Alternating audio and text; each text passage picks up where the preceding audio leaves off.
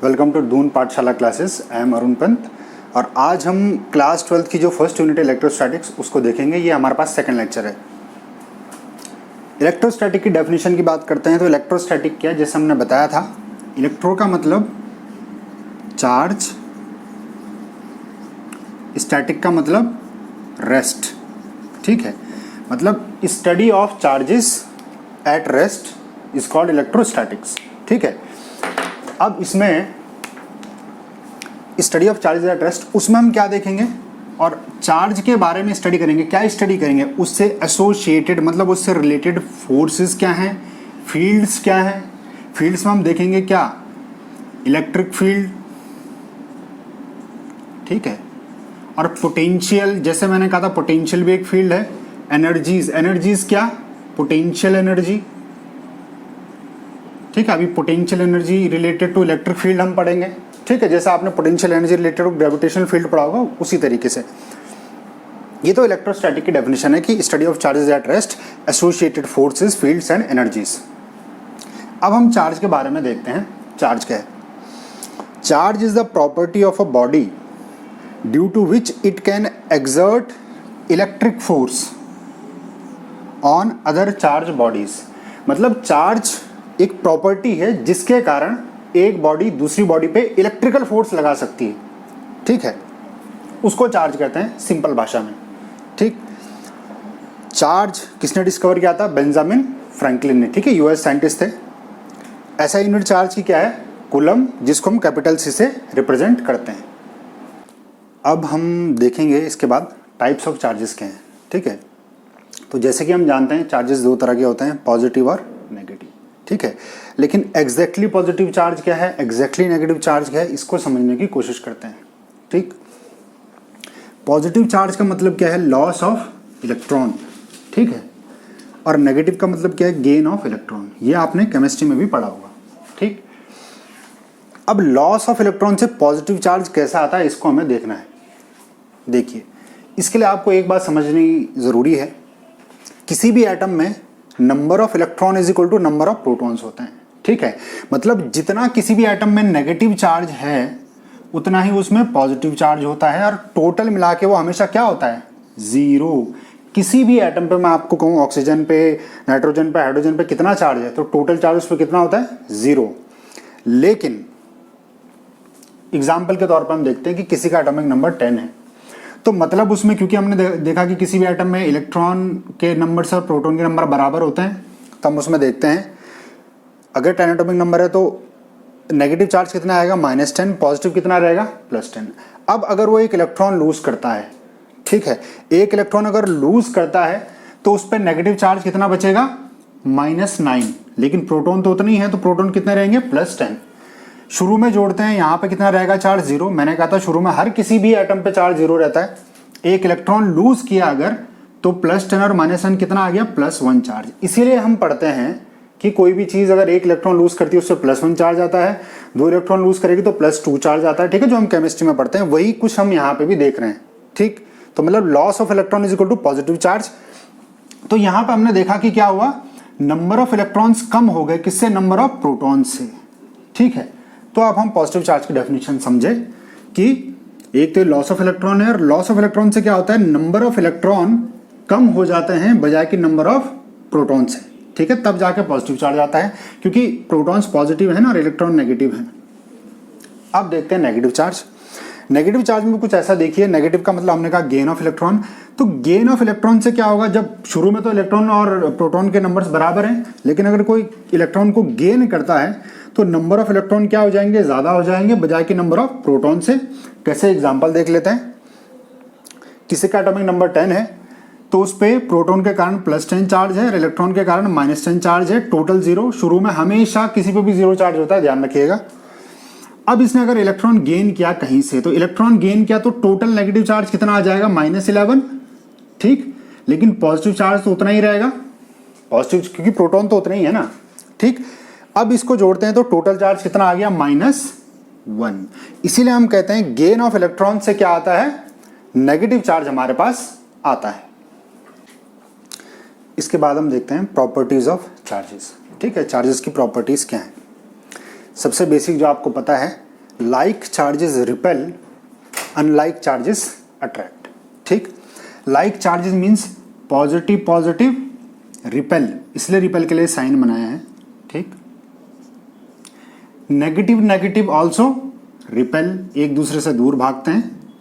लेकिन unlike charges मतलब अलग अलग तरह के चार्जेस, जैसे पॉजिटिव नेगेटिव क्या होंगे, अट्रैक्ट होंगे, एक दूसरे की तरफ आएंगे। ये तो चार्ज की पहली प्रॉपर्टी है। चार्ज की दूसरी property, charges are scalar in nature. ठीक, स्केलर होते हैं, हेंस एडेड एल्जेब्रिकली। ठीक, इसका मतलब क्या है, अगर जो चीजें वेक्टर होती हैं, जो चीजें वेक्टर होती हैं वो कैसे ऐड होती हैं, वेक्टोरियली। ठीक, और जो चीज स्केलर होती हैं वो कैसे ऐड होती हैं, एल्जेब्रिकली। ठीक, जैसे एग्जांपल हम देखते हैं, एग्जाम्पल के तौर पे मैं आपको बताता हूं। ये हमने पढ़ लिया, इसको मिटा देते हैं, इसको मिटा देते हैं। जैसे a equals to 2, b equals to 3। अगर मैं कहता हूं कि ये स्केलर या फिर एल्जेब्रिक एडिशन करो इनका, ठीक है, तो आप क्या कहेंगे, कैसा हो जाएगा इनका स्केलर या वैसा एडिशन में क्या होगा, आर रिजल्टेंट मान लेता हूं, तो वो क्या होगा, a plus b that is 2 plus 3 that is 5। लेकिन अगर वेक्टर एडिशन की बात करता हूं तो वेक्टर एडिशन क्या होता है, क्या होगा इनका vector addition, r is equals to under root a square plus b square plus 2ab cos theta. ऐसे ये अंतर है स्केलर एडिशन में और वेक्टर एडिशन में। ठीक है, स्केलर एडिशन को एल्जेब्रिक एडिशन भी कहते हैं, क्योंकि जो हम एल्जेब्रा पढ़ते हैं ना बचपन में, जिसमें 1 2 3 4 नंबर्स होते हैं, वो सारे नंबर भी अपने आप में स्केलर होते हैं। वेक्टर क्वांटिटीज क्या होती हैं, जैसे हम कहते हैं फोर्स, इलेक्ट्रिक फील्ड। ठीक, ये सारी वेक्टर क्वांटिटीज होती हैं। ये तो सेकंड प्रॉपर्टी थी चार्ज की। तीसरी प्रॉपर्टी चार्ज की क्या है, चार्जेस आर कंजर्व्ड। ठीक, कंजर्व्ड इसका मतलब क्या है, आप इसको कहते हैं कंजर्वेशन ऑफ चार्ज, इसको कहते हैं कंजर्वेशन ऑफ चार्ज। इस दुनिया में केवल 4 ही चीजें कंजर्व्ड होती हैं। ठीक है, सिर्फ 4 चीजें, 5वीं कोई चीज नहीं है। वो कौन सी है, charge, linear momentum, angular momentum, energy. आपने एनर्जी के बारे में पढ़ा होगा। ठीक है, तो ये 4 चीजें ही कंजर्व होती हैं। अगर इसमें एक पॉइंट और बता देता हूं, जैसे हम पढ़ते हैं energy can neither be created can nor be destroyed, तो एग्जैक्टली ये कंजर्वेशन ऑफ एनर्जी नहीं होता, इसको कहते हैं कंजर्वेशन ऑफ मास एनर्जी। मास और एनर्जी दोनों साथ में कंजर्व्ड होता है, मास भी अलग से कंजर्व नहीं होता, एनर्जी भी कंजर्व नहीं होता है, साथ में। इसलिए आइंस्टाइन की इक्वेशन आपने सुनी होगी, E is equal to mc square, mass can be converted into energy. इसलिए एग्जैक्टली कंजर्वेशन ऑफ एनर्जी नहीं होता है, इसको ध्यान रखिएगा, और एग्जैक्टली कंजर्वेशन ऑफ मास भी नहीं होता है, लेकिन हाँ कंजर्वेशन ऑफ मास एनर्जी हमारे पास होता है। ठीक है, ये तो चार्ज की हमने 3 प्रॉपर्टीज पढ़ी। अब हम चार्ज की चौथी प्रॉपर्टी पढ़ते हैं, जो बहुत ही इंपॉर्टेंट है। वो कौन सी प्रॉपर्टी है, उसको कहते हैं हम quantization of charge. Very important, quantization of charge. Quantization of charge के बारे में अगर आप देखें तो क्या इसकी डेफिनेशन है, इसमें हमेशा लिखा रहता है charge always exist in integer multiple of fundamental unit of charge. मतलब जो भी चार्ज एग्जिस्ट करेगा वो हमेशा फंडामेंटल यूनिट के इंटीग्रल मल्टीपल में होगा। इसका मतलब देखते हैं।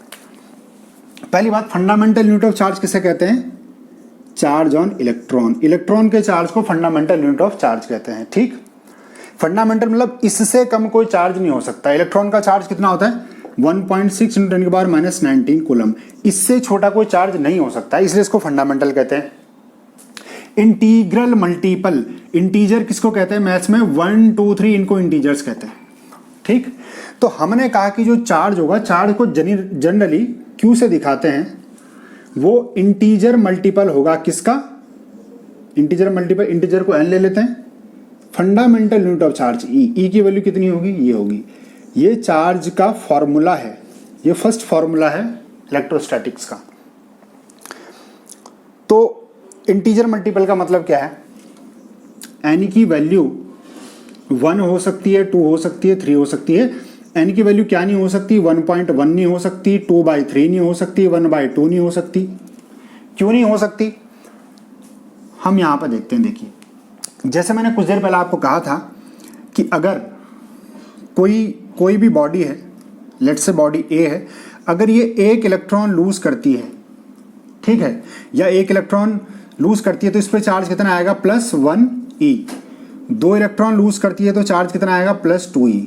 ठीक, n इलेक्ट्रॉन लूज करती है तो चार्ज कितना आएगा, +ne। तो यही तो हमने लिखा है, ne। अब हमने कहा इंटीजर मल्टीपल, तो इंटीजर मल्टीपल का मतलब क्या है, देखो कोई भी बॉडी एक इलेक्ट्रॉन लूज कर सकती है, 2 कर सकती है, 3 कर सकती है। ऐसा तो नहीं हो सकता कि कोई 1.1 इलेक्ट्रॉन लूज कर दे या कोई हाफ इलेक्ट्रॉन लूज कर दे। इलेक्ट्रॉन को तो ब्रेक नहीं कर सकते है ना, या तो 1 इलेक्ट्रॉन होंगे, या 2 होंगे, या 3 होंगे, या 4 होंगे। ठीक, इसी को हम कहते हैं quantization of charge. Charge is quantized. ठीक, तो यहां पे क्वांटाइजेशन ऑफ चार्ज खत्म होता है। इसमें लास्ट चीज हम देख लेते हैं, उसको कहते हैं हम पॉइंट चार्ज। ठीक, बहुत बार देखने को आता है कि पॉइंट चार्ज क्या है, उसको हम देखते हैं। ठीक है, एक कॉन्सेप्ट हम देख रहे हैं जिसको हम कहते हैं पॉइंट चार्ज। तो पॉइंट चार्ज को समझने की कोशिश हम कर रहे हैं। पॉइंट चार्ज किसे कहते हैं, लेट्स से मैं 2 चार्जेस लेता हूं, ए और बी। ठीक है, इसकी खुद की रेडियस को मैं मान लेता हूं r, और इनके बीच के डिस्टेंस को मान लेता हूं d। अगर d is very very greater than r, तब जाके मैं कहूंगा इनको ये पॉइंट चार्जेस हैं। यही कॉन्सेप्ट आपने 11th क्लास में देखा होगा, इसको आप पॉइंट मास कहते हैं। पॉइंट का मतलब ये नहीं बहुत छोटा, पॉइंट का मतलब हम डिस्टेंस के बारे में बात कर रहे हैं। जैसे कि ये अर्थ है और ये सन है, तो आपने सुना होगा अर्थ के लिए सन या फिर सन के लिए अर्थ क्या है, पॉइंट मास है। ऐसा क्यों है, क्या सन का साइज बहुत छोटा है, नहीं, सन तो अर्थ से 4 गुना बड़ा है। लेकिन क्या है, जो अर्थ और सन के बीच का डिस्टेंस है, ये सन के साइज से भी बहुत ज्यादा है। इस रेस्पेक्ट में हम कह सकते हैं कि सन क्या है, एक पॉइंट मास है। इसी तरीके से हम पॉइंट चार्ज की बात भी करते हैं। ठीक है, तो हम इसमें जो देखेंगे वो क्या है कि जो कूलम्ब्स लॉ है वो पॉइंट चार्ज पे ही अप्लाई होता है। जो कूलम्ब्स लॉ है, जैसे ग्रेविटेशन का लॉ केवल पॉइंट मास पे अप्लाई होता है, तो कूलम्ब्स लॉ केवल पॉइंट चार्ज पे अप्लाई होता है। जो पॉइंट चार्ज नहीं है उस पर अप्लाई नहीं होगा। क्यों नहीं होगा, वो हम इसके बाद के लेक्चर में देखेंगे। ठीक है, तो आज के लेक्चर को यहाँ पे खत्म करते हैं। ठीक है, थैंक्स फॉर वॉचिंग।